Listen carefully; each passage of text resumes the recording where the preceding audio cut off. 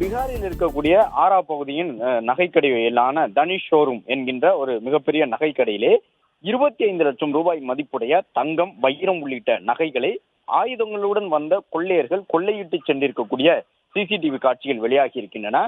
Tanishq showroom என்பது India முழுவதும் கிளைகளை வைத்திருக்கக்கூடிய மிகப்பெரிய நிறுவனமாக தங்க விற்பனையில் ஈடுபட்டு வருகின்றது.